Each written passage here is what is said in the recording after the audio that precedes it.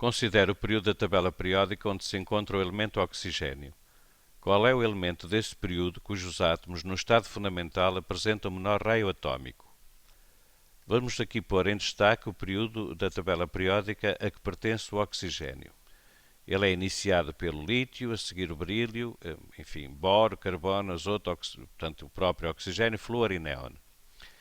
Se consultarmos a tendência de variação do raio atómico numa tabela periódica, nós verificaremos que o raio atómico diminui neste sentido.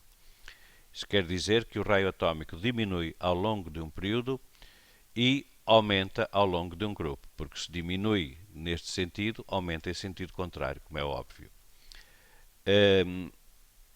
Portanto, visto isto, voltemos ao nosso problema e verificamos que, então, de acordo com aquela regra das setas, o raio atómico do oxigênio é menor que o raio atómico do lítio. Mas nós temos outra maneira de ver com um fundamento teórico mais consistente. Vamos fazer a configuração eletrónica do lítio no estado fundamental. Aliás, vamos fazer a configuração eletrónica para todos os elementos do período em que se encontra o oxigênio. Comecemos com a do lítio, que tem número atómico 3. Portanto, este eletrão aqui sofre a repulsão destes dois eletrões e a atração de 3 prótons. No caso do berílio, por exemplo, em relação ao lítio, ele tem unicamente mais um eletrão. Mas atenção aqui à carga nuclear. A carga nuclear aumentou de uma unidade.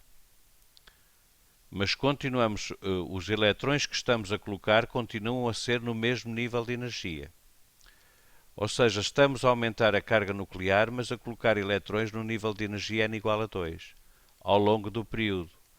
Isso vai fazer o quê? Vai fazer com que a predominância do efeito atrativo se verifique. E estes átomos vão apresentar uma diminuição do raio atómico ao longo do período. E é por causa desta razão. É porque estamos de elemento para elemento a incluir mais um eletrão na sua configuração eletrónica, mas no mesmo nível de energia. No entanto, de elemento para elemento, o núcleo também tem mais um próton e, portanto, a atração nuclear prevalece, torna-se predominante em relação às repulsões intereletrónicas. E isso explica a razão de o néon, por exemplo, ser o átomo com menor raio atómico.